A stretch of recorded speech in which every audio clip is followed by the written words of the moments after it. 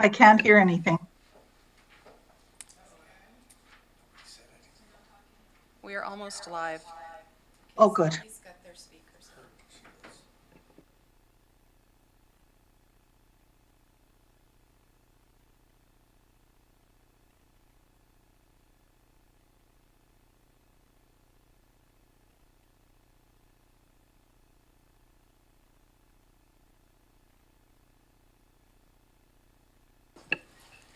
Good afternoon, everyone. In accordance with CBRD bylaw number 2922, I'd like to call the November 16th, 2022 meeting of the Electoral Area Services Committee to order. The time is 1:42 p.m. In the absence of a chair and vice chair, the members present are asked to appoint by resolution a chair to preside over this meeting only. I will open the floor for discussion. Go ahead, Director Nicholson. I move Director Morrison chair today. Second from Director Acton. Are there any others who'd like to speak? No others? Do you accept? Do you accept? Yes. All right. Call for the vote. All those in favor? Are there any opposed? None? Motion carries. Thank you.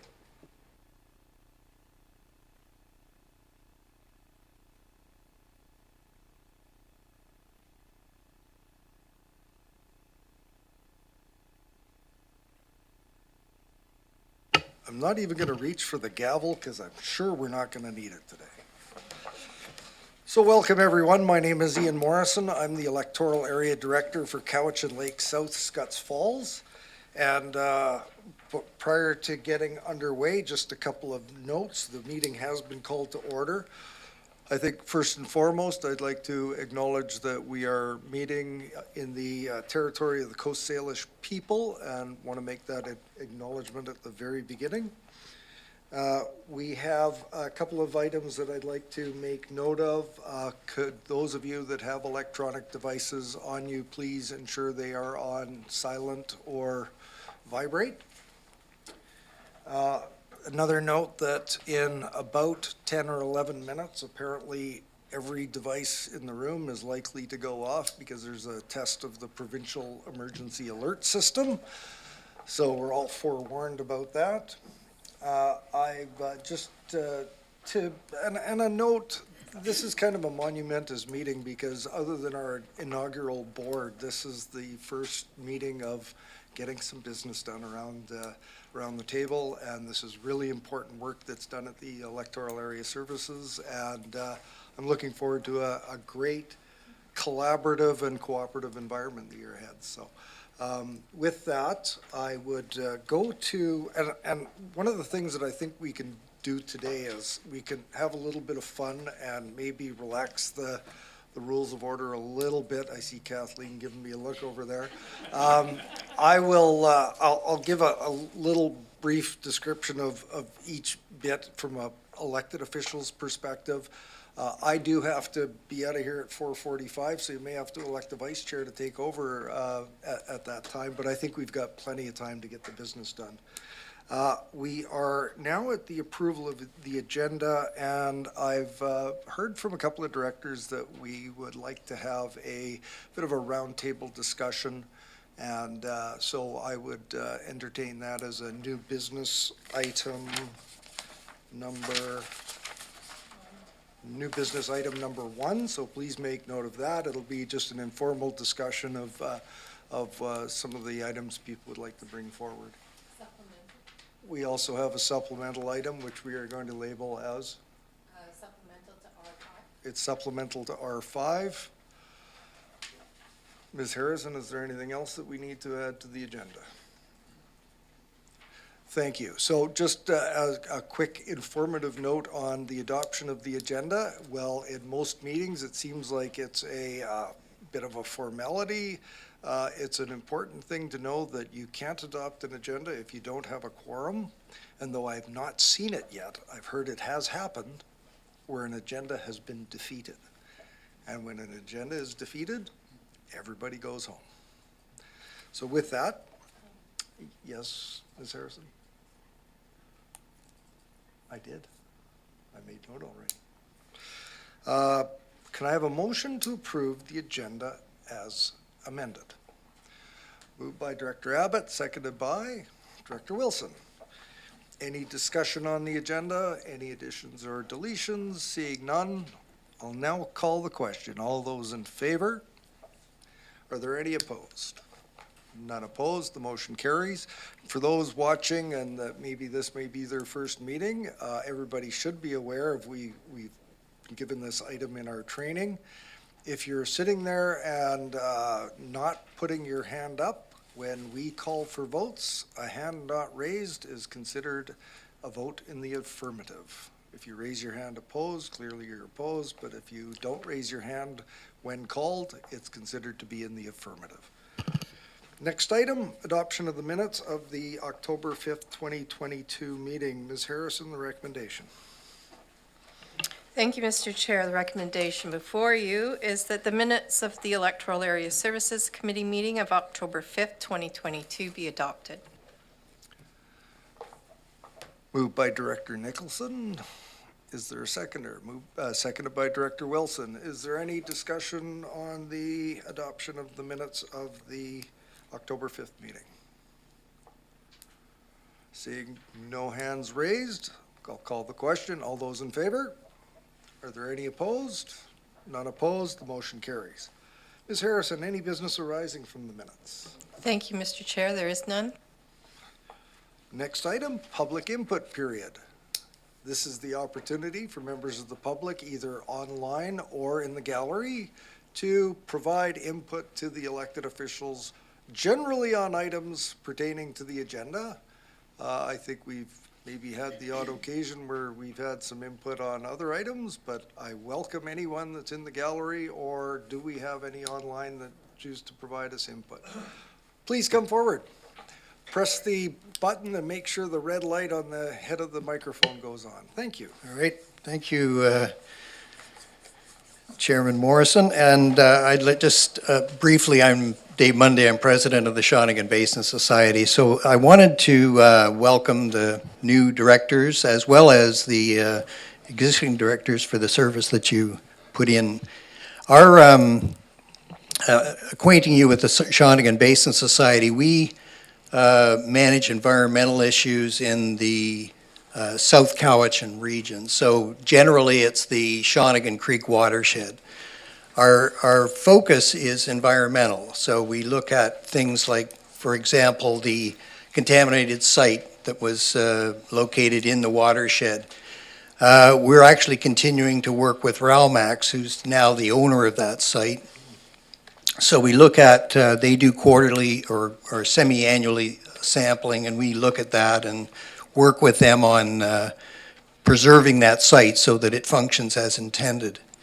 Other examples of what we do, we are, there is a program called Watershed Canada Foreshore Restoration Program. So we're the Basin Society is the contact for that program, and it means that lakefront owners, for example, that want to make their lakefronts more ecologically friendly, we bring in the expertise and work with them on that.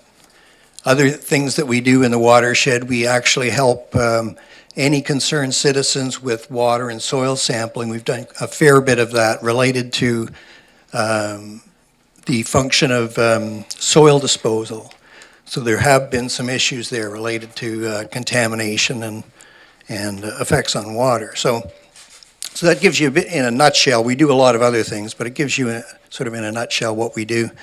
And I just wanted to make the point, here in this room, you'll be doing a lot of zoning applications and where we would feed into that. We would like to be a strategic partner with the CVRD and help out with the environmental aspects, because often those are not immediately apparent to you based on the information that you have to review. So anyway, we just want to welcome everybody and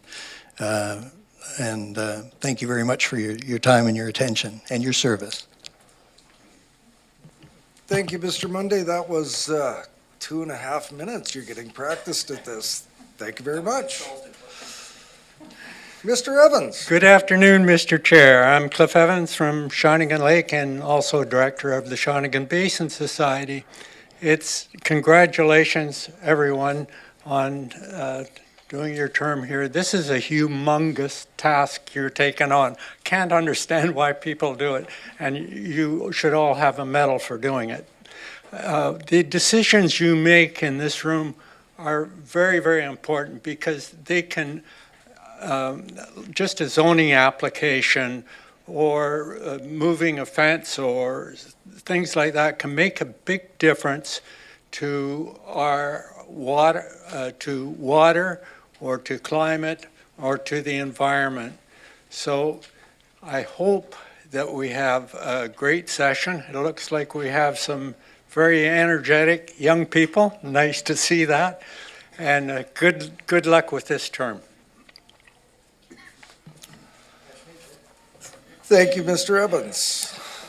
Would anyone else in the gallery like to speak and provide input? Well, thank you for that, and for the new directors and those watching from home, our public input period is a great opportunity for members of the community to provide input to directors. It's a bit of a freewheeling opportunity. We don't respond to questions. Questions are at the end of the meeting. And it's just great when we're considering something to just get that boots on the ground or neighbor perspective on items. And we have some regulars here and we appreciate your presence. With that, we go to next. There's no one online, Ms. Harrison? Then let's proceed to our next item on the agenda, item number 7, delegations. It looks as though we have none, correct? That is correct, Mr. Chair. Then on to item 8. Ms. Harrison? Item 8 is correspondence. Excuse me. Item C1 is a grant and aid request for Electoral Area C, Cobble Hill. And the recommendation before you is that it be recommended to the board that a grant and aid Electoral Area C, Cobble Hill, in the amount of $500 be provided to Young Seniors Action Group to assist with advertising for seniors recruitment. Thank you, Ms. Harrison. Go to the director for the area. Thank you, Mr. Chair. Yeah, I'll move that if I can get a seconder, please. If that's, Seconded by Director Acton. thank you. I think this group has the greatest acronym for a group, and with that, we'll go to any discussion of the item. Seeing none, I'll call the question. All those in favor? Any opposed? None opposed. Carried unanimously. And for everyone's information, all of the items that we'll be considering today, for the most part, will be items that will be forward to the board with recommendation. You'll see how the wording is that it be recommended to the board. So this doesn't trigger the grant. The board triggers the grant when it arrives at the next board meeting or the subsequent one. Ms. Harrison, information items? Thank you, Mr. Chair. There are none. On to reports. We have R1, Ms. Harrison. Thank you, Mr. Chair. Item R1 is a report from the Development Services Division regarding application number DVP 21G02 for Lot 6, Chemainus Road, PID 031551114. And this item was referred from the April 13th, 2022 board meeting. I have the applicant in the lobby. Would you like me to admit them? Please do. And just prior to Ms. Wright, I gather she's presenting today. For clarity for people watching and new directors, the process that I'm comfortable with and that we've used in the past is we'll have staff introduce the report and the recommendations. We will give directors an opportunity to pose questions of interest to them and their communities to staff. Upon completion of that round of questioning, we can inquire as to if the applicant has anything to add to the staff report that's been included. There can be questions through to the applicant if you're so inclined. And following questions to the applicant, when we've exhausted that, we will generally, or I will generally go to the director for the area in which the report is about and ask them for consideration of moving of a resolution, whether it be the staff recommended resolution or another option that may appear in the report. So at this point, I'd like to welcome Ms. Wright. The floor is yours. Perfect. I appreciate it. Thank you very much. And for those of you, I think I've met all the new directors. Welcome. And welcome back to the former directors as well. My name's Lauren Wright. I'm a planner in the Development Services Division, and I also work a few days a week as well in the Strategic Initiatives Division. But today I'm here on behalf of Development Services, presenting a development variance permit application for consideration. So if you could go to the next slide, please. So this is a variance to increase the height and decrease the watercourse setback for development of a single-family dwelling. So I do want to apologize to any of the previous directors. Some of these images were from the application that was from when I presented this application in April, and I wanted to take a little more time to kind of explain the process and go a little more into depth than I normally would in a presentation like this. So this is a vacant oceanfront parcel which has never been developed, and the parcel is about 0.073 hectares, which is approximately 736 square meters in size, and it's steeply sloped down towards the ocean. Next slide, please. So as you can see from the image on the left, that's standing on Chemainus Road, and there's a small flat area adjacent to Chemainus Road, and then it drops down to about a 70% slope down to a bench of land ending on a cut bank along the ocean. And the right photo is looking down from that slope towards the lower bench of flat land. Next slide, please. So the photo on your left here is on the bench at the ocean looking up towards Chemainus Road, and the photo on the right is just looking across the land, the parcel on the bench of flat land. And next slide, please. And so the applicants have also gone out in their boat to take a photo from the water of what the property would look like. So there's that blue square in the middle of the photo there saying subject property, and it outlines where the current neighboring dwellings are as well. So on to the variances. Next slide, please. So there's two proposed variances. So the applicants would like to construct a 605 square foot, 2.5 story single family dwelling, which will appear as 1.5 stories from Chemainus Road. The application was first presented to the EASC in April of 2022, and the board voted to refer the application back to staff for further review and clarification with the applicants and the building inspector on 3 items, which included the inclusion into the setback for the watercourse area, the height restriction, and to provide the applicants for their information with a copy of the Saltaire Coastal Slope Stability Assessment Report. So since then, the plans were revised to reduce the requested variance to the watercourse setback from 15 meters to 7.2. And I have to apologize, the staff report included an incorrect variance. Request is 7.8 meters, but the draft DVP that was an attachment to the staff report is correct with 7.2. So the variance requested is 7.2 meters. The second variance request to increase the maximum permitted height from 7.5 meters to 11.3 meters. That remains unchanged from the April 2022 report. So siding treatments to the central column were also added to decrease the visual impacts and massing to ensure that the column is less intrusive when viewed from the water. So the CVRD building inspector was also provided additional comments in regards to the amended plans. And they noted no concerns with respect to spatial separation regarding the variance to the watercourse setback, and no concerns in relation to the BC Building Code with respect to the proposed height variance. And the applicants were provided a copy of the Saltaire Coastal Slope Stability Assessment Report, and also attended the public information meeting that was held in Saltaire in June of this past June. Next slide, please. So these are the elevations. So a look from the side of what the build out will look like in theory. So due to the steepness of the slope, as you can see, And the way that height is measured from average natural grade, a variance request is required.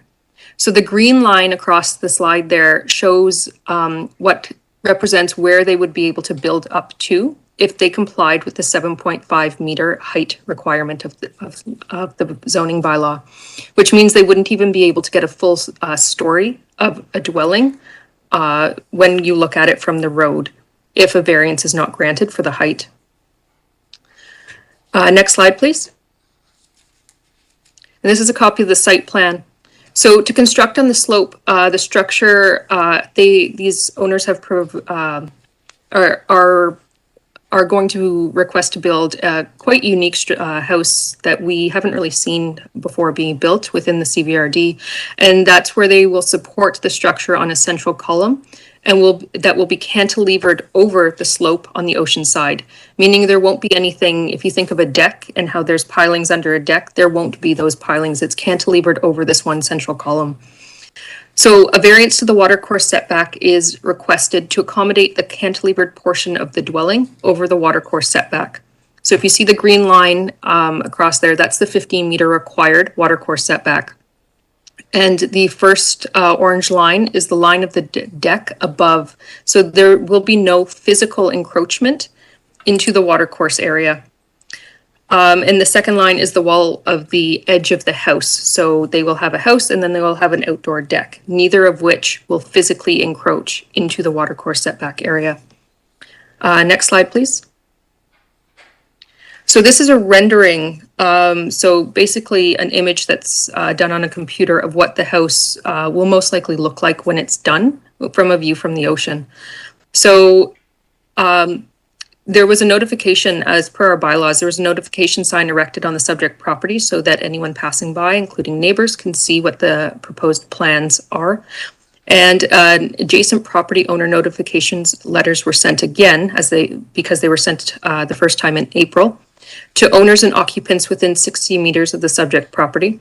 And as of this morning, there's been no new correspondence received. However, I do want to note that back in April, there were 2 letters submitted when the first adjacent property owner notification was sent out, and they were attached to the first report that was attached to this current report. So I do want to comment that the applicant is here, and they've also brought their engineer for if the EASC has any questions or comments. And if you could go to the next slide, please. So I'll just read out the recommendation, and that is that it be recommended to the board that development variance permit number DVP 21G02, Lot 6, Chemainus Road, PID 031551114 be issued. Thank you. Thank you, Ms. Wright, and hope that you could be here for some questions if there are any of the directors. And I look to those of you in the room, and I would ask a little housekeeping here for those of you that are remotely participating. Could you use that hand up function? It aids the chair a little bit if you have a question and want to be recognized. So with that, questions for staff?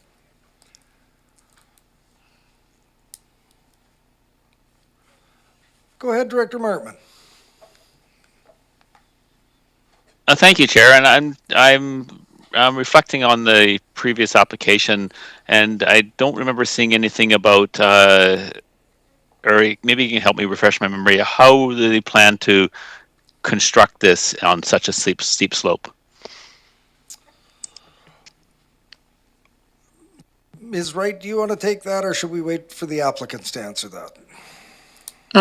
Thank you, Director Morrison. I can comment very briefly, but I do believe the engineer is here who would probably have the most technical information. However, through the chair to Director Martman, the applicant, if you refer back to the April report, there is a replanting plan for the watercourse setback area. So that report did state that about 100% of that watercourse area will be impacted through the building of the process. However, there's an extensive replanting plan that's being proposed, and through the development permit, which is delegated to the general manager. But through that development permit, there will be a landscape bond taken or collected by the CVRD to ensure that that replanting plan is done. And I do believe that there's also measures in place in that report to protect the root systems of trees that will be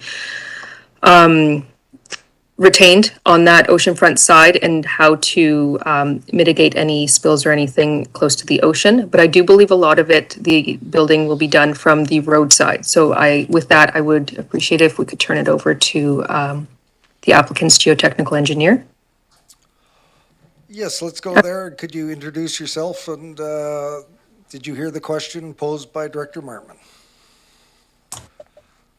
Yes, hi, Andrew Jackson with Risic Geotechnical. The question, what I heard there was logistically how to excavate and construct this building. And from what I understand from past discussions, there is a lower access via a potential neighbor's area that could be looked at for mobilizing down to the lower portions.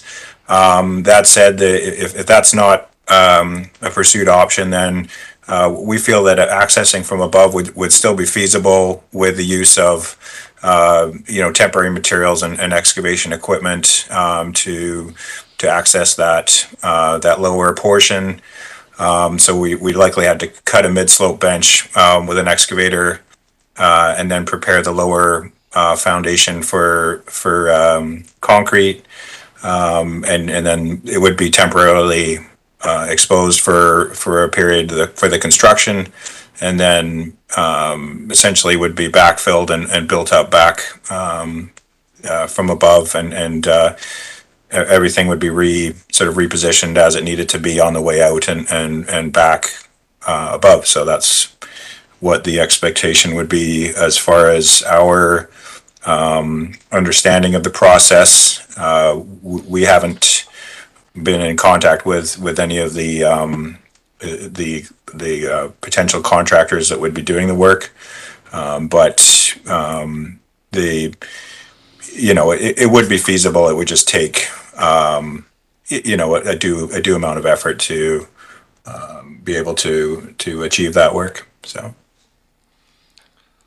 Does that conclude your inquiries, Director Martman? Thank you. No follow-up. Thank you. Any other further questions from directors for staff, or we can go to the applicant as well, or I could ask now if there's no questions, if the applicant has anything that they would like to add to what has been provided by staff. I would, through the chair, I would just like to thank staff for all their help on bringing this application back.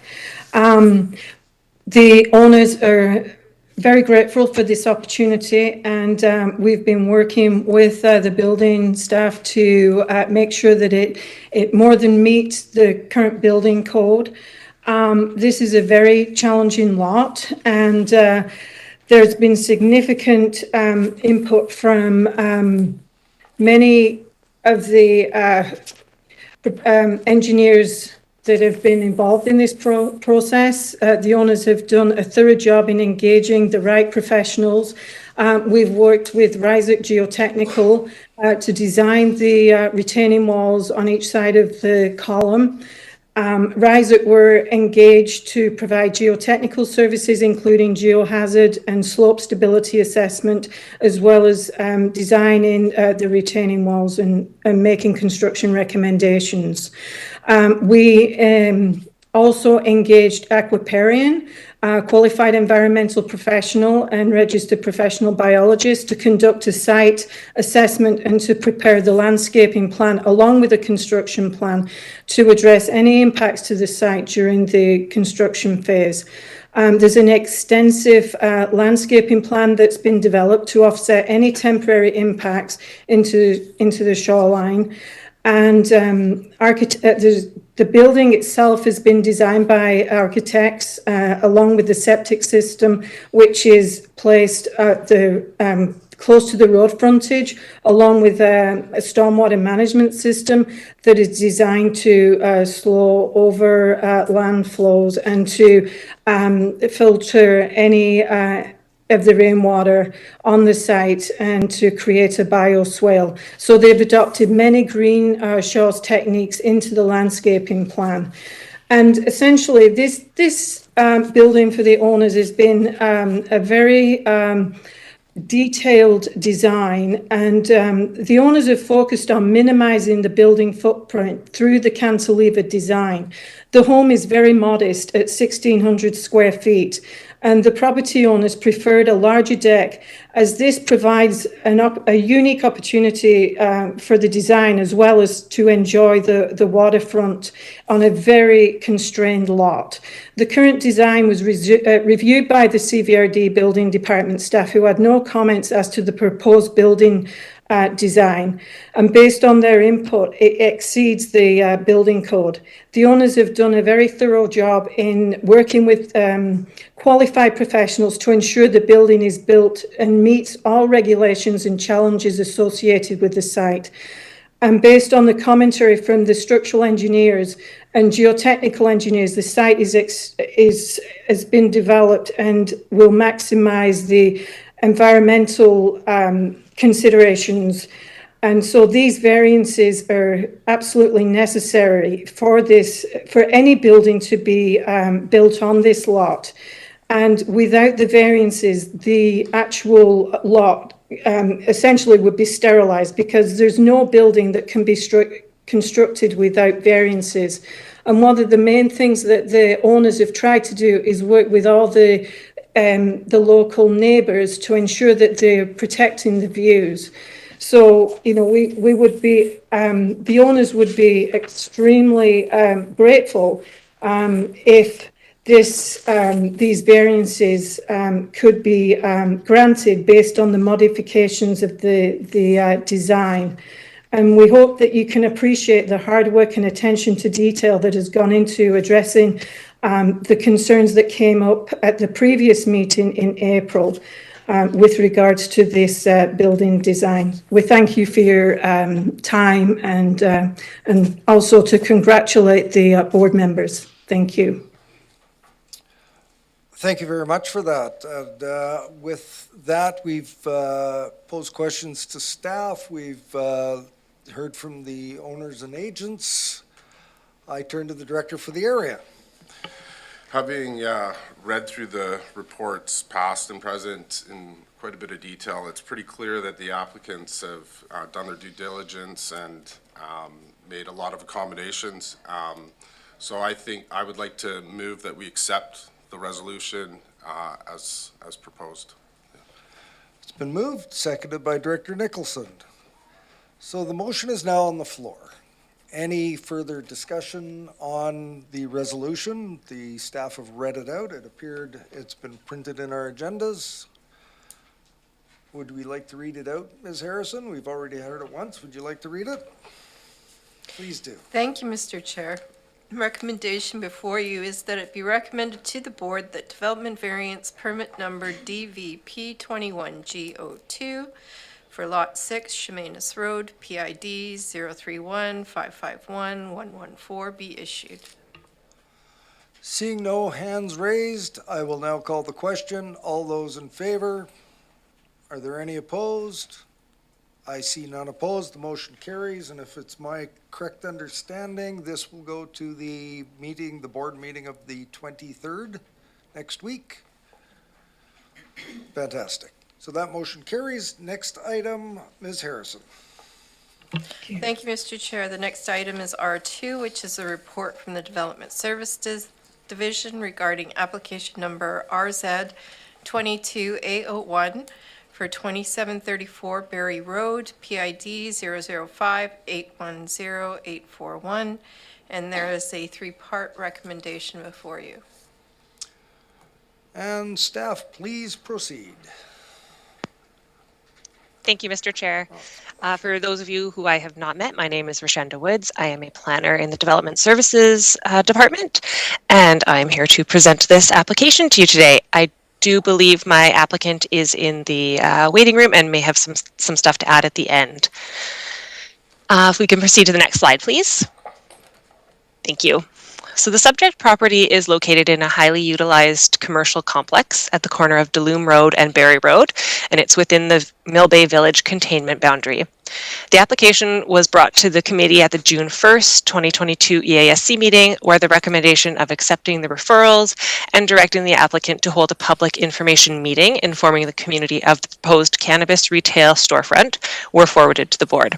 The board then approved those recommendations at the June 8th meeting. Next slide, please. The subject property is zoned C5, which is village commercial, and is in a commercial node with higher density residential zones comprising of single-family dwellings, duplexes, and multifamily to the west and the north. Those residential zones are in the browns.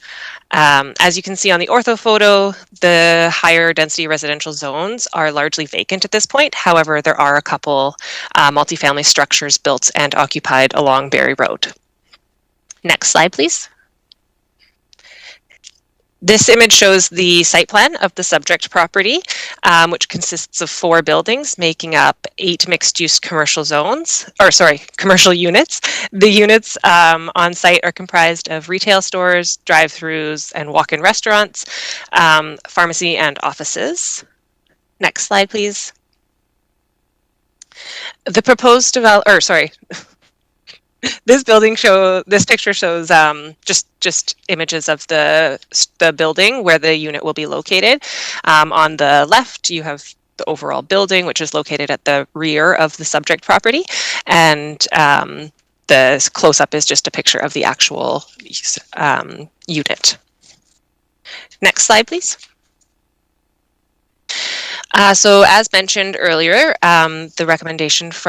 one of the recommendations from the June 1st, 2022 meeting directed the applicant to hold a public information meeting in accordance with the CVRD Cannabis Retail Store Application Criteria Policy. The applicant did hold that public information meeting on July 5th of 2022. Letters were mailed out to all residents within 300 meters of the subject property, and newspapers ads were run 10 days before and 3 days before the public information session.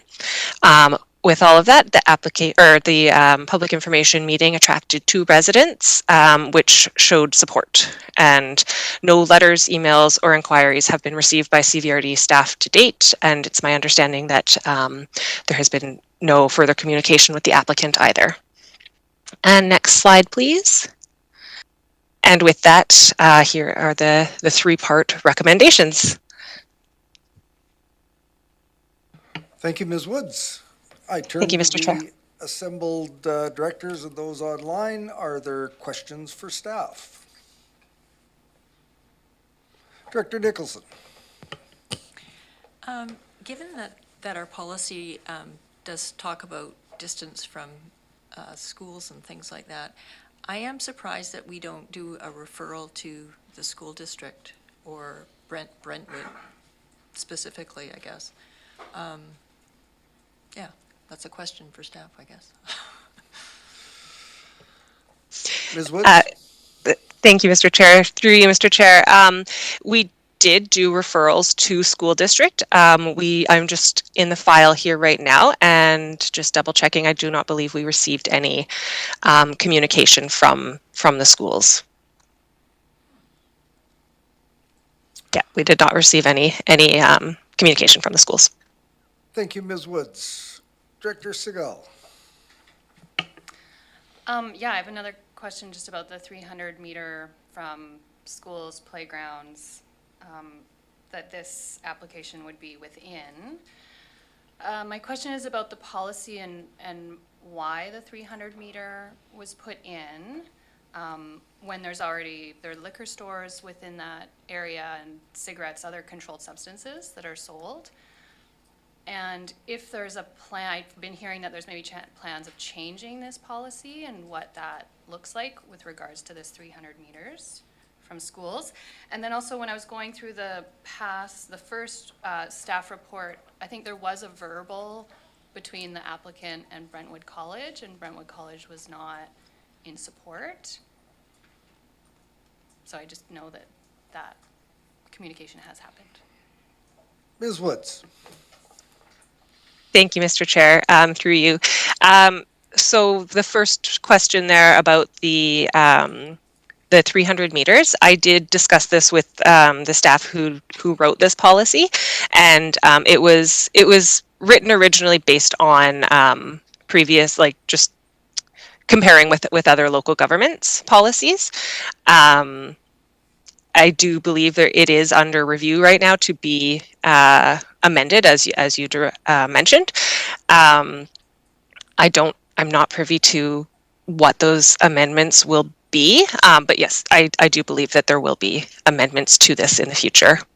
And the second point, I might let the applicant speak a little bit more to that, but yes, now that you say that, I do remember there being a verbal in that between the applicant and the Brentwood school, but it was never, the CVRD did not receive any of that correspondence.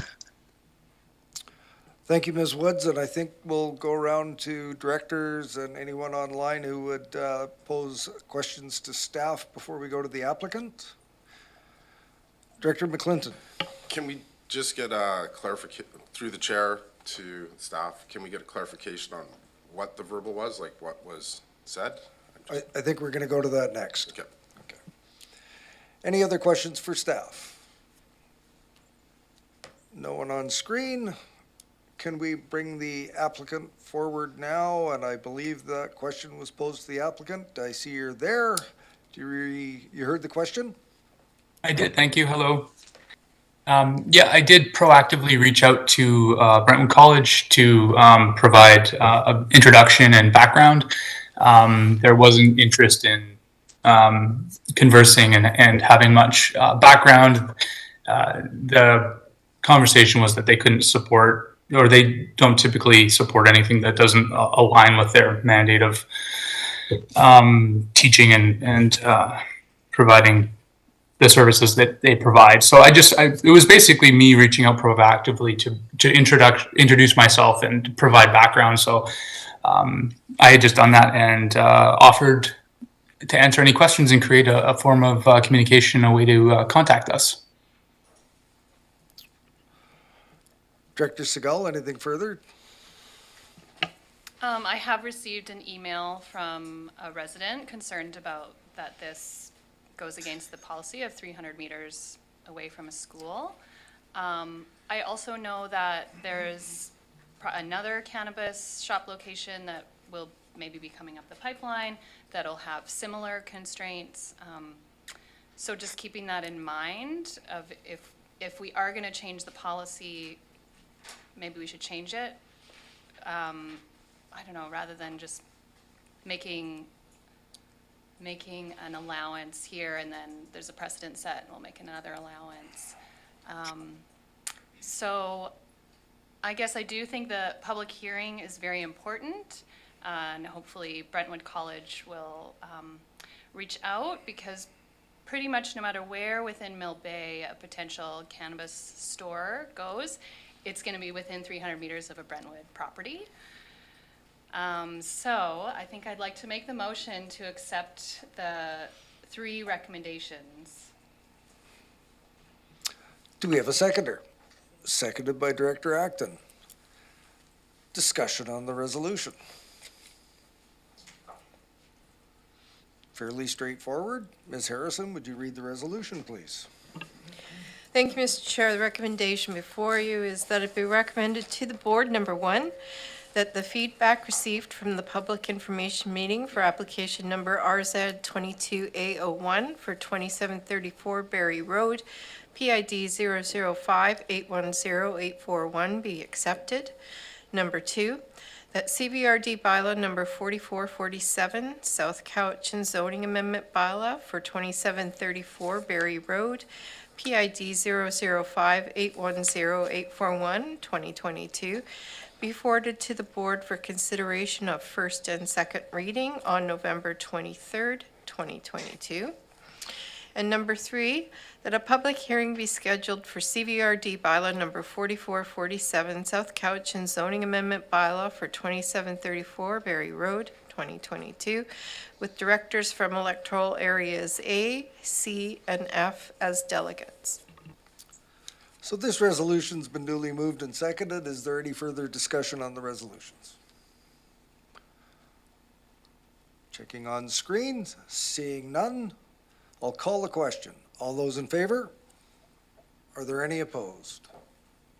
I see none opposed. The motion carries, and that will go forward to the board on the 23rd.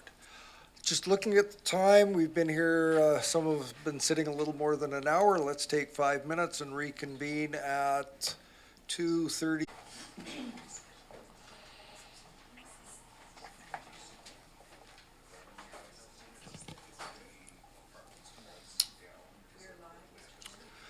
All right, everyone, we're live.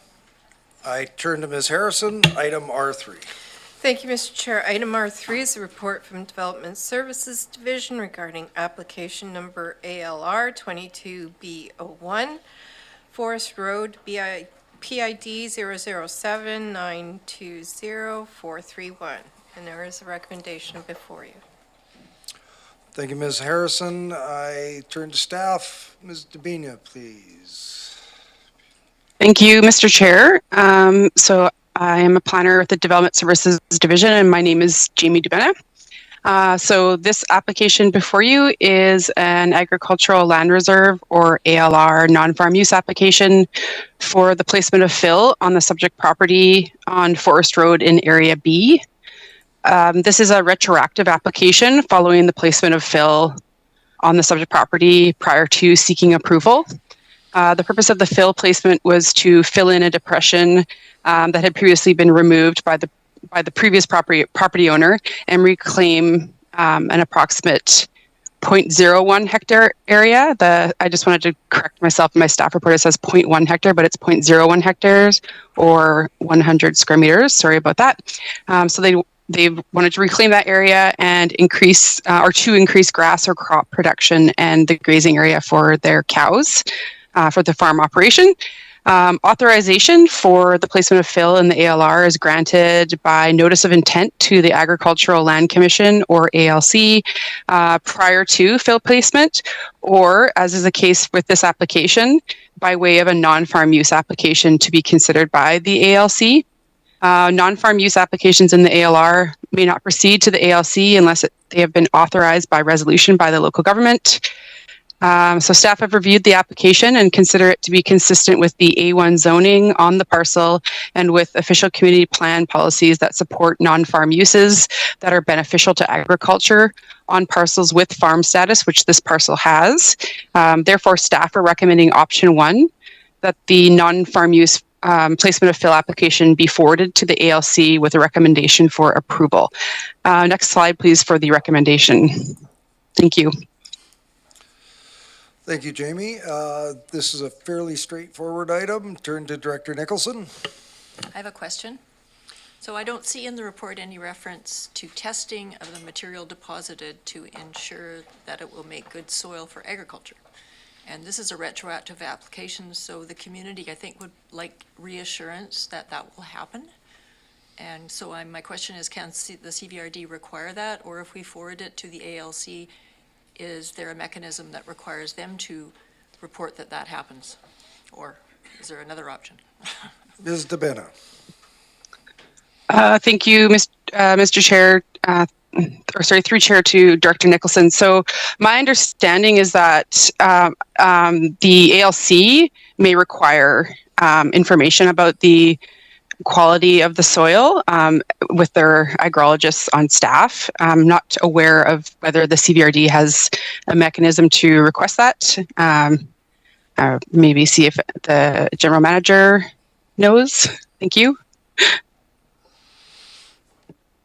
Please go ahead, Ms. Churlf.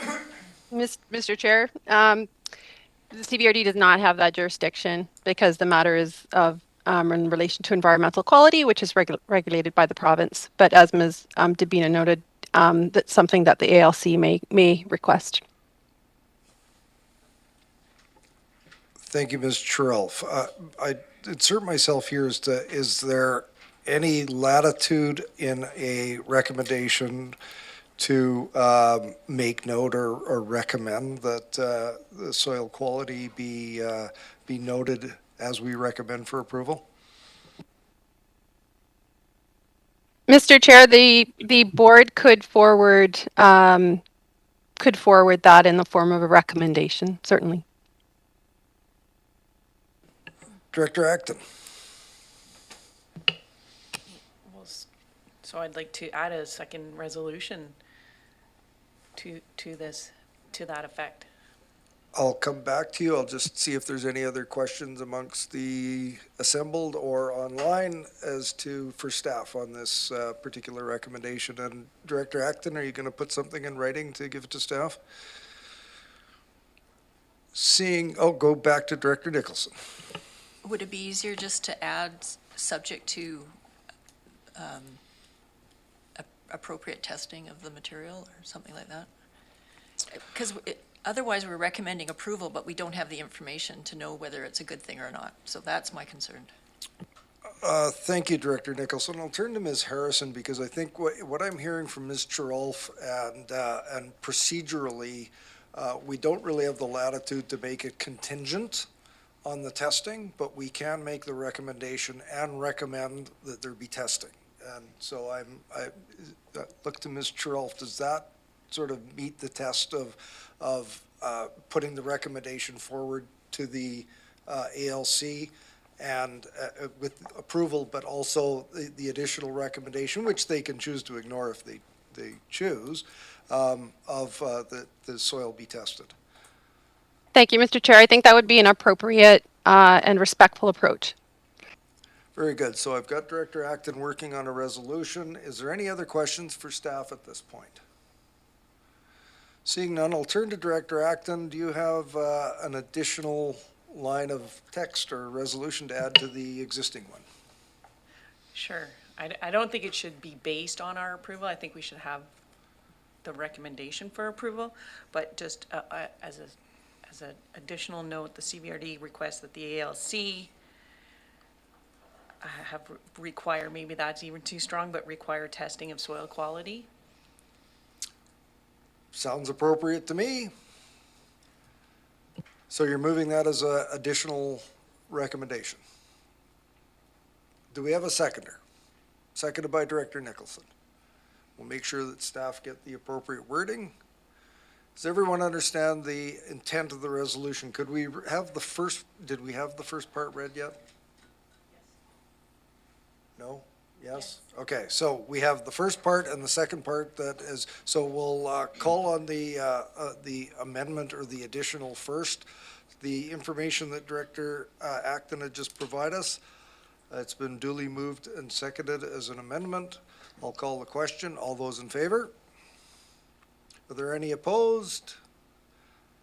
See no one online opposed. That amendment carries. Now on the main motion of the pre-printed resolution for recommendation for approval with the second item we just voted on, I'll call the question. Everyone's clear on what we're doing here? No hands there. All those in favor? Are there any opposed? I see none opposed. That motion carries. Thank you. That's R3. I'm wondering where Perhaps we could. Director Deck went. Is she still online with us? Yes, there she is. Director Martman, you had something to add? I just was missing my Hollywood squares, so I was looking to have the presentation removed. Perfect. Next item. R4. Ms. Harrison. Thank you, Mr. Chair. The next item is a report from the Community Planning Division regarding application DVP 22E02 for 6019 Clements Road, PID 028803582. And there is a recommendation before you. Looks like we have Ms. Dixon. Are you presenting this report? I am. Thank you, Mr. Chair. The floor is yours. I have just a quick presentation for you folks. I am Emily Dixon, planner in community planning, but coming to you via development services. So this application before you, of course, is a development variance permit for 6019 Clements Road. Next slide, please. The subject property, as I said, is located in Area E off of Clements Road. The zone is RF 5050 and is currently used as a residential property. The building that is up for debate today is an accessory building on the subject property. Next slide, please. This application was received after a building permit was issued and a height survey was requested by the building inspector to confirm compliance with the height requirements in the zoning bylaw. The survey did confirm that the building was over height by 0.3 meters or 1.4 feet, sorry, 1 foot 4 inches. And the application is to vary the Area E zoning bylaw number 1840 in order to achieve compliance with the bylaw. As part of the development application procedures bylaw, adjacent property owner notifications were sent out to adjacent properties within 100 meters as per the bylaw, and a sign was posted. To date, we have received no letters, no written communication from neighbors with any comments either way. And so with that, staff are recommending option 1. Next slide, please.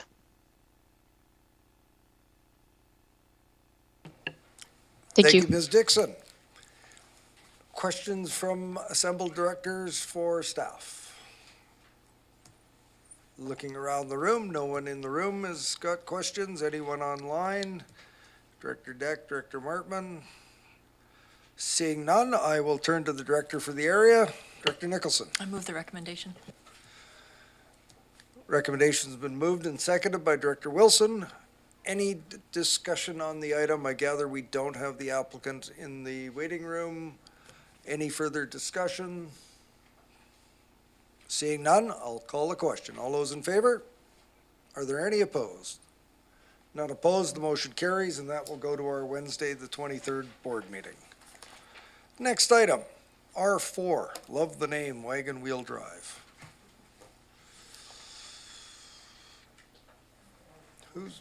Did we just do that one? R5, sorry. Town of Ladysmith Official Community Plan Referral, Ms. Harrison. Thank you, Mr. Chair. Actually, item R5 is a report from the Development Services Division regarding application DVP. Oh, sorry. My error. So 20 R5 is Wagon Wheel Drive, and that's, yes, thank you. 22H02 for 13615 Wagon Wheel Drive, PID 003-034313.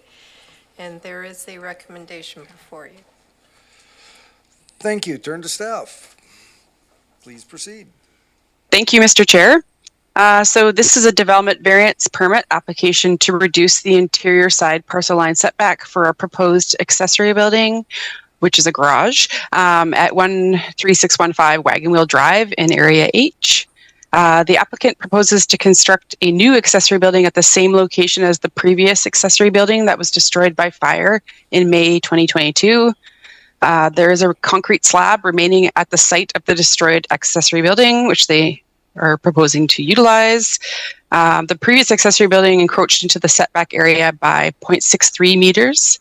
So a variance is required to reduce the interior side parcel line setback from the required 3 meters in the zoning bylaw to 2.37 meters to construct the proposed accessory building at that location. Staff have received 2 letters of support from neighboring property owners, one of which shares a parcel line with the proposed location of the new accessory building. Staff consider the variance to be minor in nature and likely to not result in any negative impact to surrounding properties. Therefore, staff are recommending option 1. Sorry, please pass along the slide. I do forget to remind you that. Yeah, so there's a location there of the proposed garage or accessory building. And next slide, please. Again, staff are recommending option 1, which is to issue the development variance permit number DPP 22H02. Thank you. Thank you for that. Look to directors, any questions of staff? Any of our online participants? Seeing none, director for the area has popped up. Director Martman, what's your pleasure? Thank you, Chair, and I'd just like to thank staff for the report and the thoroughness of it. And also, I see that this all happened within 1 year since May of this year, so appreciate the time moving it through. I'd like to move the recommendation. Thank you. Do we have a seconder? Seconded by Director Abbott. Motion's on the floor. Any further discussion? Seeing none, I'll call the question. All in favor? Are there any opposed? None opposed. Motion carries unanimously. That item will go to the Wednesday, the 23rd board meeting. Now, I think R6 is the next item. Ms. Harrison. Thank you, Mr. Chair. Item R6 is the report from the Community Planning Division regarding referral from the town of Ladysmith for their official community plan, and there is a recommendation before you. And we have Mr. Tippett alive and well in front of us. Live in person again. Wow. Thank you, Mr. Chair. Hello to the committee. I don't have a PowerPoint to share with you on this one. It's a relatively straightforward referral from the town of Ladysmith about their new official community plan. The copy of my report I printed out seems to have some extraneous information on the purpose. It mentions a site which is not relevant to this. That was just an error. But basically, the town of Ladysmith has renewed its official community plan. They're currently going through the process of considering adopting it. Staff had a look at it in a particular, with a particular view to seeing whether there were any sort of regional district interests involved. We didn't really determine that there were any sort of regional district issues of significance that were needing comment. It seems to be a very well written plan, actually a nice example. It was pleasant to read. I provided a link in the report in case you were interested in it. And so staff recommendation is that we advise the town of Ladysmith that we have no objections or concerns with respect to their draft community plan. Thank you, Mr. Tippett. Any questions for Mr. Tippett? Director Wilson. Thank you, Mr. Chair. Not really a question, more an observation there. I've not seen, I'd like to thank Mr. Tippett for the way he's used his words here, because the sentence which came out and made me smile is, as he said, well presented and written in a fashion that makes it enjoyable to read. Any report or government document that is written in that fashion has got to be a first. Thank you very much to whoever wrote it. Thank you. Bear in mind, Mr. Chair, that that's a bureaucrat writing about, you know, do I represent the average reader? Maybe not, but it's presented well, and it is good to read, so it'd be worth taking a look at. And Director Wilson's comments are well taken, because easy to read and enjoyable to read are goals that I think we should all be aiming for. We haven't had a mover or seconder on this resolution yet. I turn to, well, Director Acton had her hand up, so. Director Martman, please proceed. He's muted. Activate your microphone. Thank you, Chair. Thanks. Yes, and I had a chance to review it, but I'd like to get staff's opinion or consideration to whether the town of Ladysmith is looking to do any expansions of boundaries within this OCP. We'll toss that to Mr. Tippett. I don't know if he really wants to answer, but go ahead. Thank you, Mr. Chair. I think, you know, in the event that the town does propose further expansions of their boundary, that itself would generate a referral that we would either get directly from the town or indirectly through the Ministry of Municipal Affairs. So I think, I hope, answer Director Martman's question. It's a matter that may happen in the future, but it could be the subject of a separate report if in the event it does happen. We've had a few examples of that in the past. Official community plans usually don't deal with government structure issues, and so I'll just leave it at that. Thank you.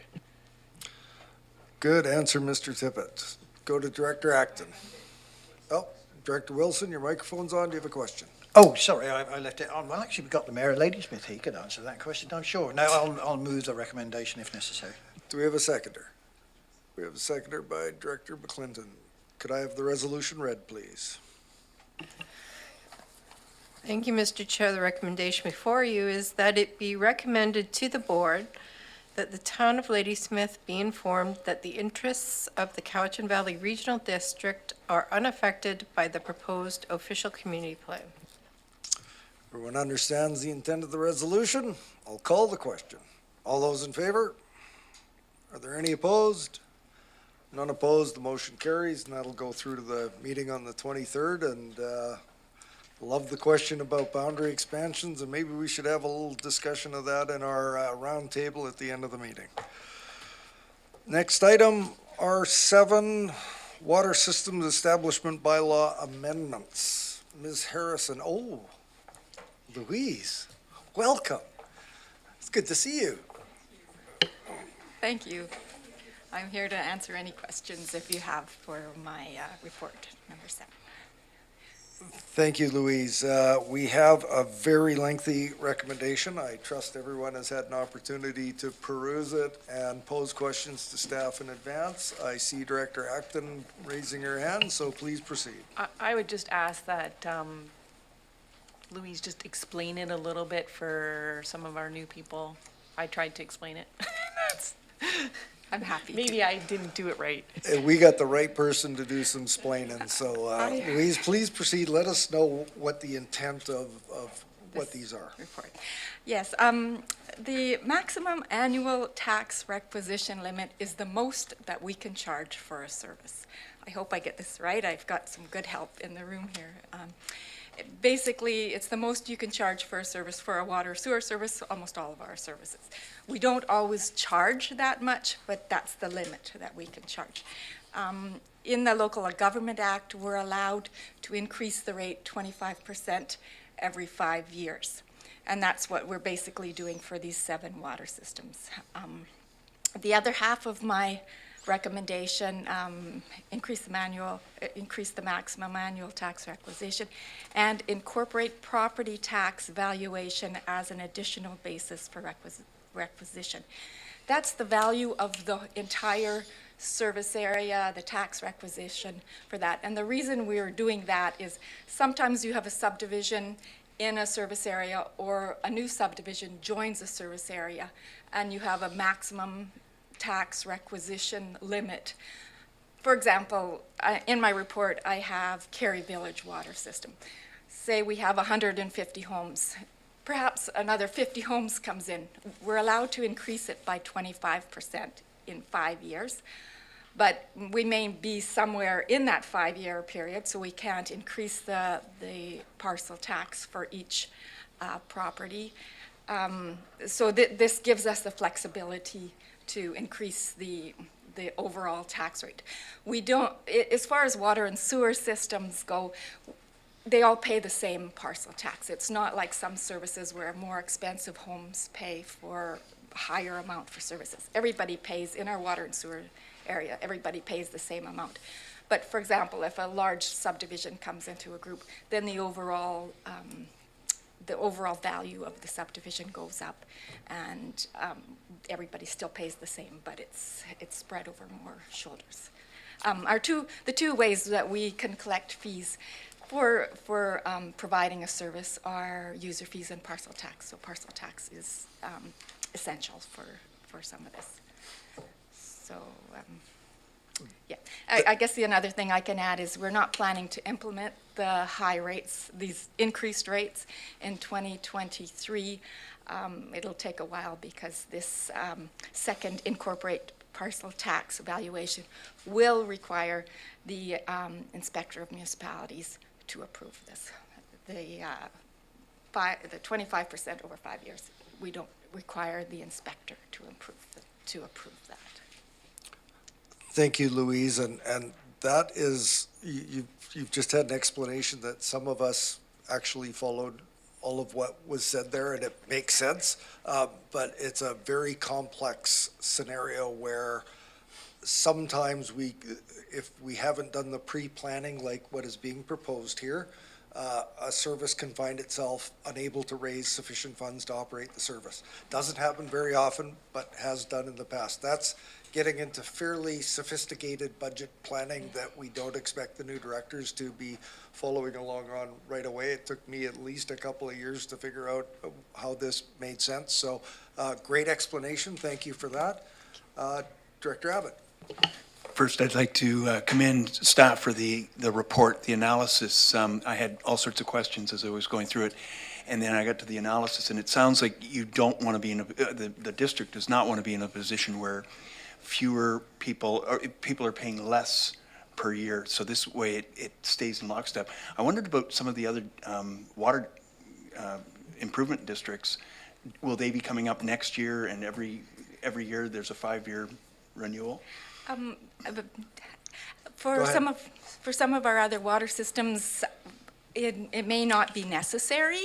Some of them are within that cycle somewhere along the line. This new feature, the additional basis for requisition using the property tax valuation, that'll help it, especially if we've got large subdivisions coming in or a phased development where, we're at phase 3 and then 4 and 5 are coming, and we know they're coming. So this gives us the opportunity to bump up the maximum requisition and people still pay the same parcel taxes there. So. Yeah, I think the most important word in everything that she just described was the word limit. You can raise the limit, but they generally don't go to that limit for a number of years, if ever. So, Director Wilson. Have you finished? Yeah. Well, actually, the question, the point you brought up just now, and the word limit popped into my head here. There is obviously, at various places, there is a limit on the water supply that we have available in the areas. So in this particular case, excuse me, if a developer comes along with a proposal for a new development, is this something that your department would look into as well? Is the water there? Or is that something that environmental services or planning would do? Whose responsibility would that be? I think we would have an interest in that. Good, Yeah. good. Yeah. We don't, and we work with our planning group and environmental group to see, is there going to be a shortage of water? And we've held back lots of developments because we don't have the water for it. Good, thank you very much. So looking around Director McClinton, go ahead. Yeah, and I did go through the report, and forgive me, I'm new. I'm just curious. Is there any other mechanisms that you have if things come up where you can take it to the public for a vote or something, or is this the only mechanism? User rates, we can increase your user rates. One of the advantages of parcel tax is people can defer their taxes, seniors can defer their taxes. So, but we try to do an even balance. If we need to increase rates, at one point it's user rates are increased, and a couple years later, then we may have to increase the parcel tax. We also have grants available, or if somebody's joining, connection fees. Those are other ways of bringing funds into the water or sewer systems. Yeah, if I may, one more follow-up.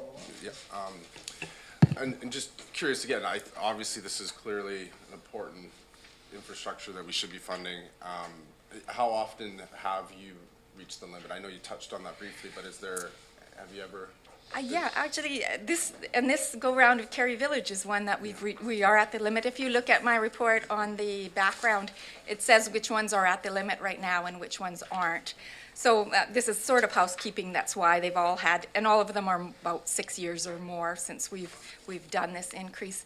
In Kerry Village, we are paying, all the customers are paying the maximum limit, but we've had a subdivision come in. They brought a new well and new treatment, which was we were quite pleased for the water system.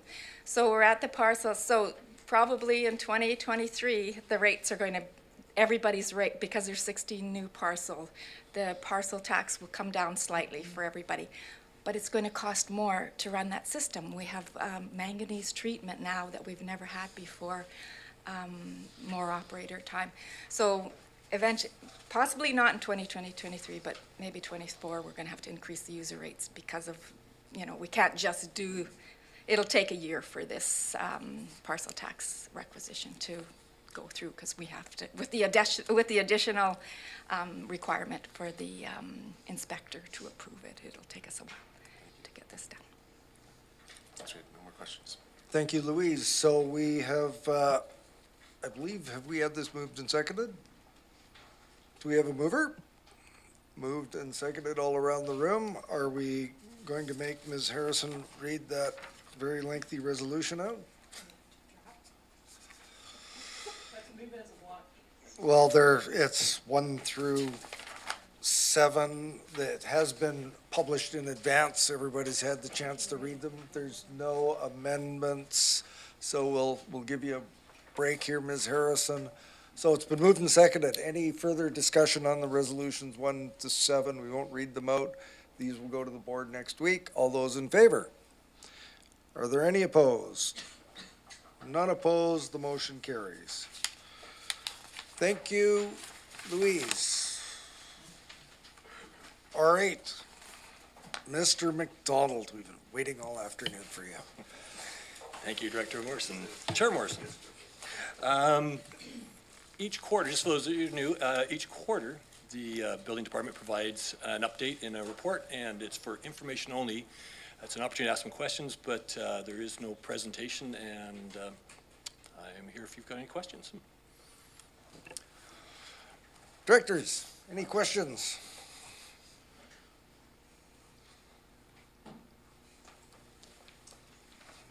Seeing none.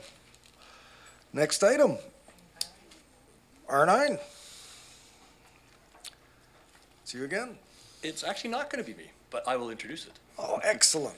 Please go ahead. Mr. Harris has written this report, and it's the same idea with bylaw that we provide a quarterly report. But I will turn it over to Mr. Harris for any questions. This one, just before the questions come in, again, there's no presentation with this, but there is a detailed report that you've all had access to. So I will turn it over to Mr. Harris. Mr. Harris is in the bottom left-hand corner of my Hollywood squares. Please go ahead.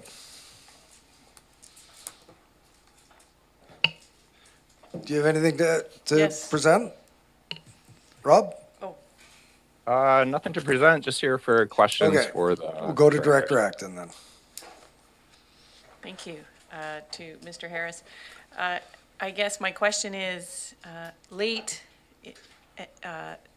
to Halloween, but early in our term, CVRD did a fireworks communication in an attempt to reduce the amount of illegal fireworks and to encourage the public not to set off fireworks. And if they were, that the process was to get a permit. So I'm just wondering, were you able to see any effects from that? From what we noticed, actually, we received less complaints regarding fireworks this Halloween than we typically do.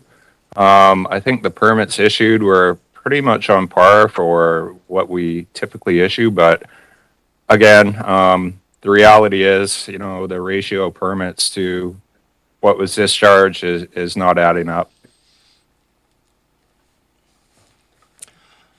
Anything further, Director Acton? And I actually would just like to add one other thing.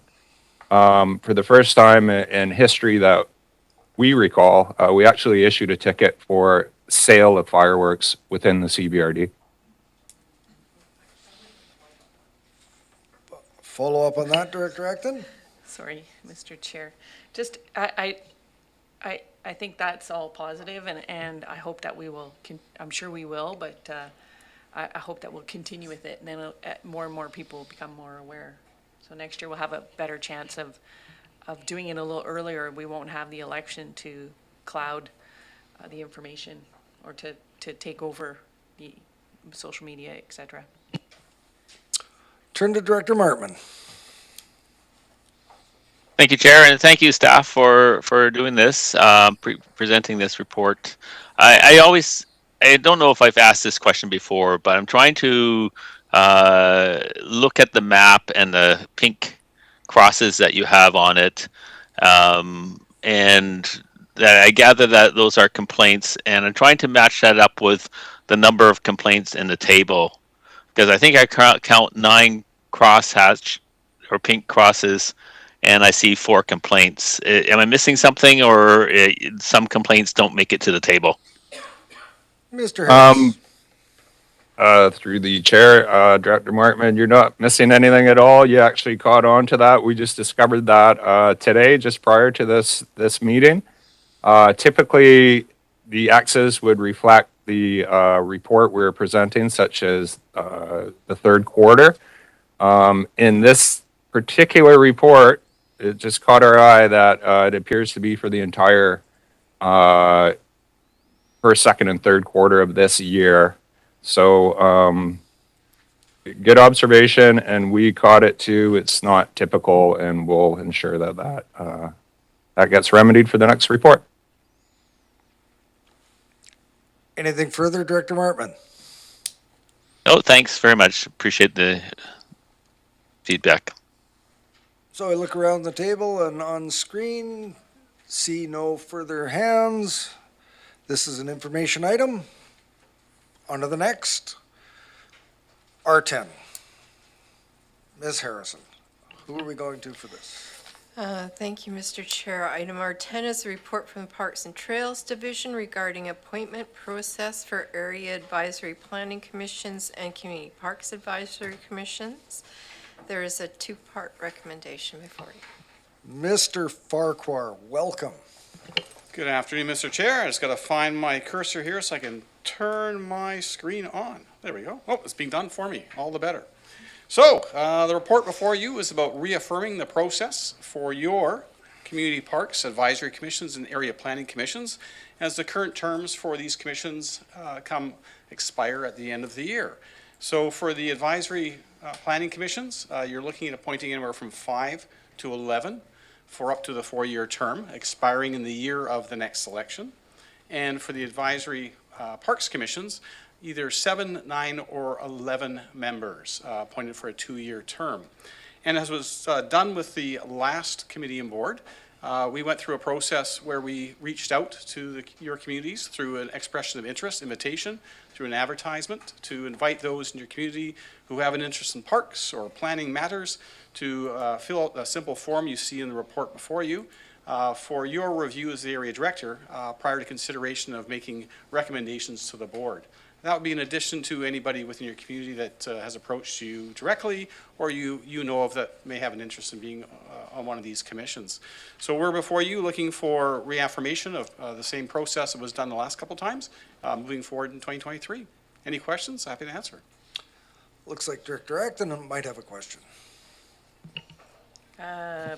More like a comment, because I don't remember what happened with Area B last time, but I know for certain that we have enough people carrying over in the roles. So Area B, I would prefer that Area B commissions and APC do not need to be asked to fill out an application or anything.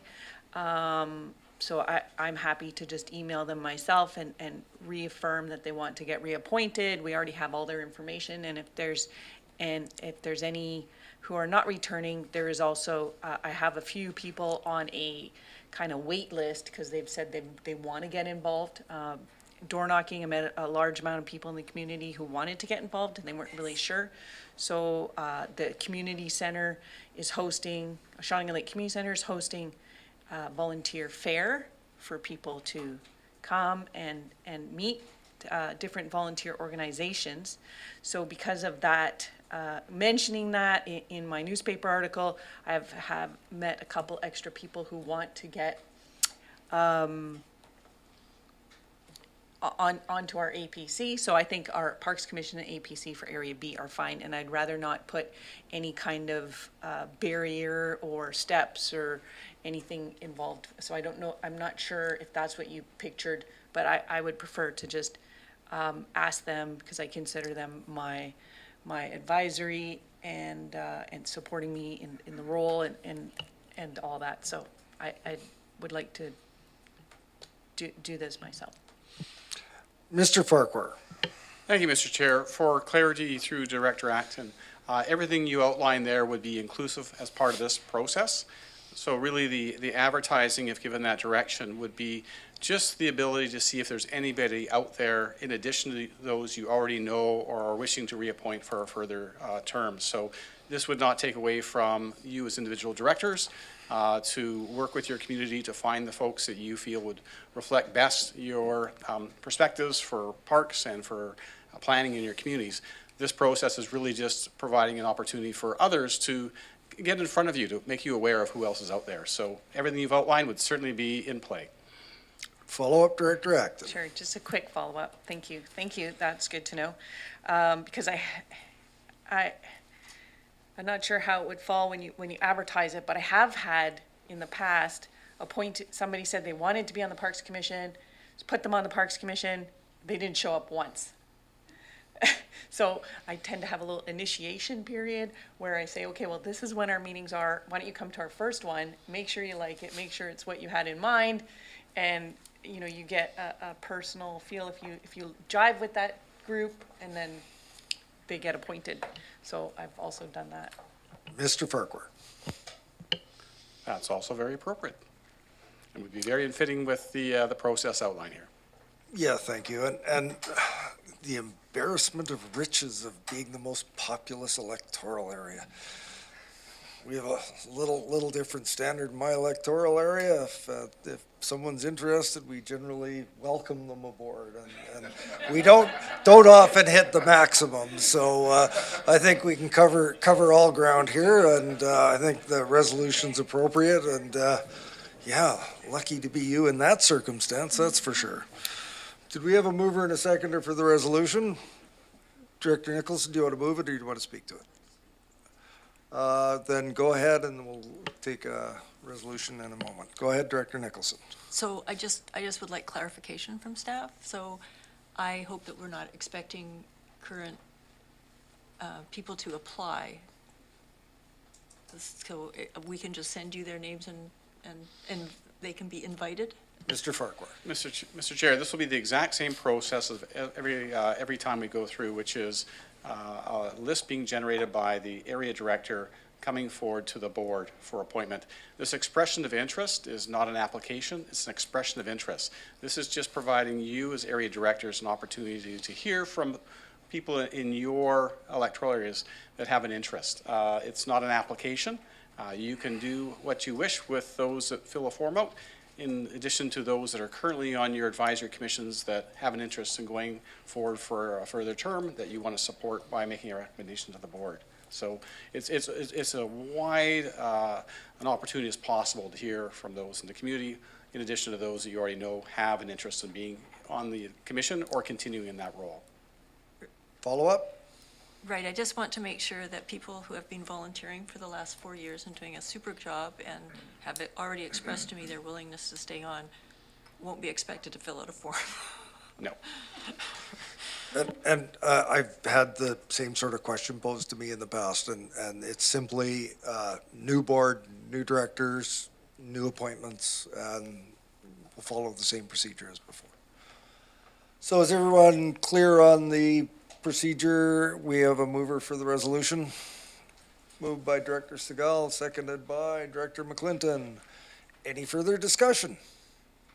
Seeing, look to the screen, seeing none. All those in favor? Are there any opposed? Not opposed, the motion carries. Well done, everyone. We are now to Ms. Harrison. Any unfinished business? Thank you, Mr. Chair. There is none. New business. Got a couple of items here. The one was added as supplementary to an item we've already discussed. Would everyone like to take a couple of minutes and then come back for the round table? Let's do that. So we'll reconvene back here. Or Are you not having a question period? We're having new business still. Oh, okay. We won't forget you, Cliff. Fine, I just have to arrange with my wife. So, okay, well, let's make it 5.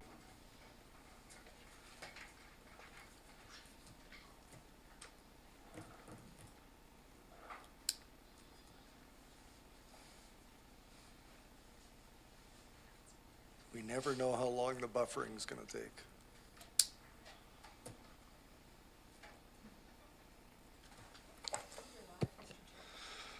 Thank you, we're live. So we're now at new business, and this is kind of a neat opportunity for us to just go round table, and there's really no form or structure to this. We do have to be a little mindful of, this isn't an agenda item, or well, it's an agenda item because we adopted it, but we will have opportunities to discuss things of a electoral area nature. Some things we can't act on just on our own. We'll have to go through to the board. But this is just an opportunity for a brief discussion or to throw an idea out on the table of something you'd like to see as a committee to move forward.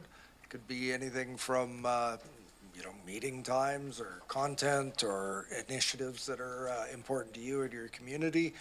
We do have a closed session to get to, and we have people that want to participate in question period. So if you don't have anything, you're free to pass. If you have a couple of items, we'll try and make sure we get to those. And keeping in mind that I noted that we had our board chair sitting in the room a couple of minutes ago, and I was hoping he would hear this, but he's not in the room right now. So with the tradition of the Coast Salish people, and they go counterclockwise when they go around a room, which is a little different than the teachings I'm aware of. We're going to go over to Director McClinton and ask him what's on your mind, anything burning, anything you'd like to have a discussion about. Can we go all the way around? Sure. Thank you. Director Wilson. Yeah, thank you, Mr. Chair. One of my things that irks me the most is people that go on and on and on. I think one of the things that came across from one of the board meetings was North Cowichan seemed to have a policy in place where you would be limited to a 10-minute overall period on any one subject. So if you spoke 3 or 4 times, you would be allowed to speak 2-3 minutes at a time kind of thing. I would like to see something like that come in, because there are times when a lot of the things that go on could be a lot shorter and a lot more concise. That's the kind of thing that I'm looking for. Thank you. And thanks for that, Director Wilson. And I think having our chair in the room is important. I was sort of brought up in the teaching of when you're engaging on a report or something on an agenda, that it's completely appropriate to make an inquiry, ask a question, seek a clarification, and to provide a comment. And that's generally 3 cracks at something, and you should be able to make your points known and get the appropriate information. There's variations on that, and I think that that's a great topic to bring up for all of us to consider as to how we want to conduct our business around here. So great point, and I'm sure Aaron's taking notes over there. Director Abbott. I'd like to suggest that we bring this up again in about 3 meetings times, after we've had a little bit of time to experiment and see what it's like. People like Director Wilson and others who've got lots of time under their belt would know that the right kind of question. I'm finding it really helpful being here in person and watching how you chair a meeting, and we got some help yesterday with a little bit of schooling on what to expect. So yes, that's my observation. Thank you. Thanks for that, and I'm going to insert or go to our online participants today and go to, I'll give Director Martman first crack and then Director Deck after Director Martman's finished. So Director Martman, anything you'd like to throw on the table for general consumption? Thank you, Chair. Yes, I would like to consideration to introducing staff that are speaking by their title. And we all know them, but I think on a forum that like this, especially when you come in from a webinar, who are they? What's their role? Anyways, put that out there. Fantastic, thank you. Director Deck.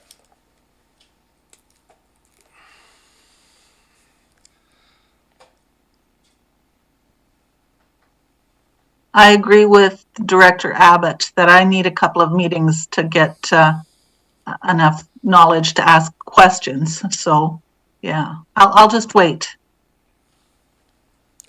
Well, thank you for that, and sounds like a great path forward, and I'm sure Director Stone or Chair Stone is taking note of that maybe we can do that at the board as well.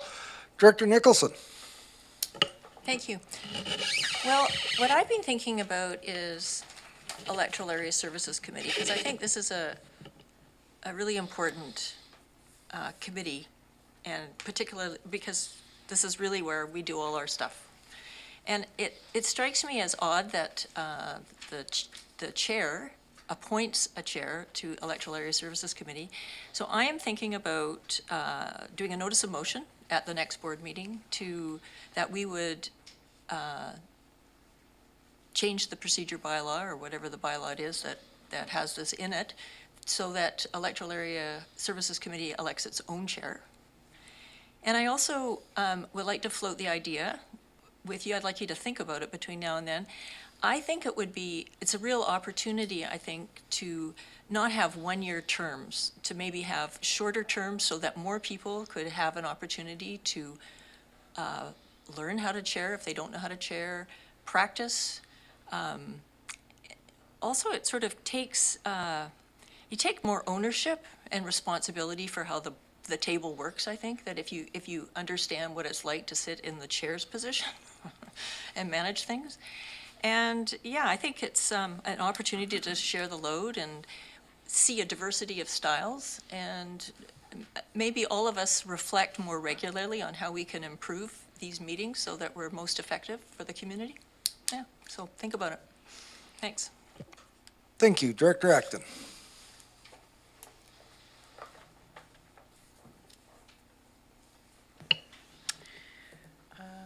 Well, the only thing that comes to mind, I kind of miss that we used to have like water glasses and jugs of water, because I think I've had people comment on my like, big jug. That's the only thing that, since we're on the discussion of the meetings, and I think it feels really good, and I encourage the people who are virtual to come in. I felt like maybe you guys got a little lost. I know Director Martman was putting up his hand a few times, being ignored. So I think it's just, it has a good vibe here right now. So it's nice to be here and to see everyone in person. Director Segal. I would like to bring up the idea of changing the meeting time for this committee. I'm really sharp in the mornings, and I have a young family, so I'm pretty protective of my daycare pickup, evening times. So I don't really know how that works, since I think the board chooses what the timing. So I'm not sure what the next steps of that suggestion might be. Great thing is we don't have to have next steps figured out for a bit. I think that this is a great opportunity to just toss some ideas out that are important to us as individuals. And I'm going to take my opportunity as well as a member of the committee. And, I think there's some, I think there are big questions that we need to pose and debate and discuss. And that's, things around availability to the people we serve. Whether, a 9 a.m. start is best for committee work, whether we go back to an alternating of a board meeting in the evening. We have had fairly scant attendance in our gallery, but there's all sorts of reasons, including COVID and the likes for that. My thought is that not only do we need to be transparent, but we need to be seen to be transparent and available and conducting the business of the community when they can see it being done. So I think questions of timing and water glasses are important, and the questions of do we go into a co-chair mode at the board? Do we look at alternating of chairs? Some people don't have an interest in it. Some people would love the opportunity. So great discussion points. I think that these are things that we don't have to decide in a hurry, because Most of what we've got is in place until the end of the year. So I see our chair over there taking some notes, and it's good. And go to Director McClinton now. Thank you. I wrote my similar notes before both of you spoke. I'm definitely of the mind that we should be making ourselves available for the community member. I know coming off the election, just talking with folks on their doorsteps, a real sort of what's going on at the CVRD is kind of a typical question. And, you know, I think that's for a lot of reasons. You know, levels of government is confusing. I think we should be taking as many steps as possible to making ourselves accessible to the people that voted us in. So that, but certainly open to hearing other ideas. Thank you. Fantastic. Thank you for that. And I think we're not too pressed for time. I think I'd like to just keep on going. If there's another item that you want to throw on the table, or you can just pass if you like. Director Wilson, anything else come to mind? Director Abbott? How often do these meetings spill over to Thursdays, that there's enough material that we don't get it all done on a Wednesday? Never when I'm in the chair.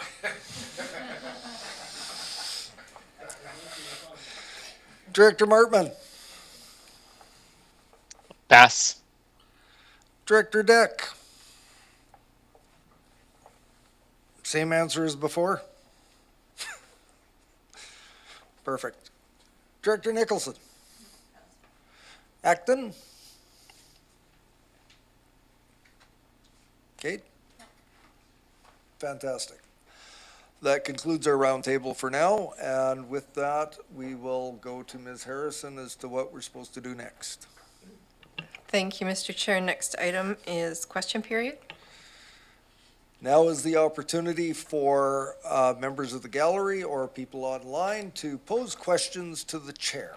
And the chair is going to do his best to answer questions. And I'm just thinking now that you posed a question at the last EASC, and I have no idea what it was, and I don't know if you ever got an answer.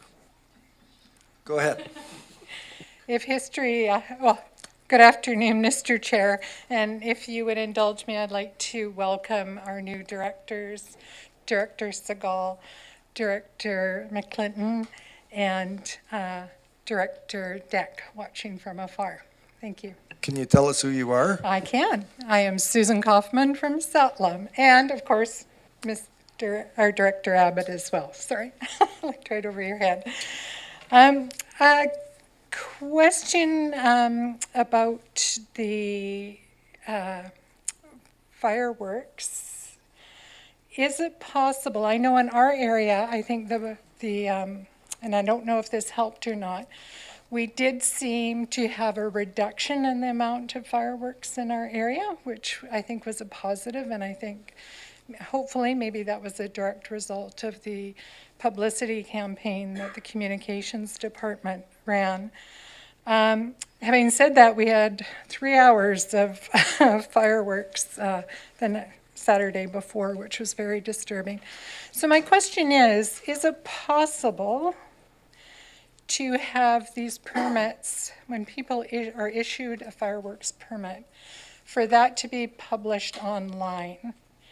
And the second question that I have is, how do people reach the CVRD after hours? So when we have an issue like that at 10 o'clock, midnight, 1 o'clock in the morning, that we would be able to contact the CVRD. I will try and answer your first question, and I think that there is the ability to publish permits through our website, and I do know that currently we have specified times for discharge. Mm-hmm. And so I guess is to delve further into your question. So we know that on a specific day, Halloween, permits can be issued for that date. Are you inquiring as to whether you can find out if one's been issued in your neighborhood? Yes, exactly. Thank Okay, you. great question, and I don't know if it's currently made available online, but I will make inquiries with staff and respond to you either before the next meeting or at the next meeting, or have the chair at the next meeting, to see if it can be done, because it makes sense to me. Okay, thank you. And there was just another incident in our neighborhood, which actually Director Nicholson was able to quickly take care of. But the response to the community was they couldn't find any information on the CVRD for off hours. Thank you. Thank you, Sue. And my advice to individuals who feel that there are issues of contravention of bylaw and the likes, and it's after hours, I encourage them to phone the RCMP. I don't believe we've got bylaw monitoring our phones at that time, but I will confirm that. So I've just got to know on that. So Yeah, thank you. This was for an issue that was not a bylaw infraction. Okay. The second one. Thank you. Okay, very good. Thank you. Welcome. Good evening, Mr. Chair. I think your roundtable was really good. I think we should have more often. A few things come out there. Today, I was really lucky to have our president from the Basin Society sitting beside me, because he is a qualified marine biologist. And the first thing he asked on R1 is, they state in R1, and that's the development permit in Chemainus where you have cantileverage of a building over the ocean. The first thing he said, where's the engineering report? Or the environmental report? It states that there's been an environmental report being done, but there is none there. And he says he would be very interested in seeing the fisheries part of that report, because when there's any building taking place within fish-bearing waters, fisheries should probably know. So that, before this R1 goes to board, would it be possible to have that environmental report included for the public, so we can look at that, and we'll let the professionals decide what happens. Thank you, Mr. Evans, and I may be incorrect on this, but we will make sure that any professional reports that will be based on decisions that we'll be making are made available to the public. I'm guessing that the original engineering reports were in the original report that came out earlier in the year, that we didn't publish the whole report. We just had a link to it within the staff report that we had today. So that would be my first place to look, and I'll inquire with staff to ensure that any professional reports that were part of their advice to us are made available to the public. Yeah, thanks very much, Mr. Chair, and we'll look too. Thank you. Thank you, Mr. Evans. Turn to Ms. Harrison. Is there anyone online wanting to pose a question to the chair? Anyone else in the gallery? Excellent. With that, Ms. Harrison, our next item of business. Thank you, Mr. Chair. Next item is closed session, so we would require a motion. The motion would be to, the meeting be closed to the public in accordance with Community Charter Part 4, Division 3, Section 90, sections as noted in the published agenda. Do we have a mover of such a resolution? Moved by Director Abbott, seconded by Director Acton. Call the question. All those in favor? Are any opposed? None opposed. It is, we will resolve into close. We'll give you 8 minutes to get back here under a new login, correct? Does everyone have the new login? Nod if yes online. Excellent. We'll see everybody under the new login.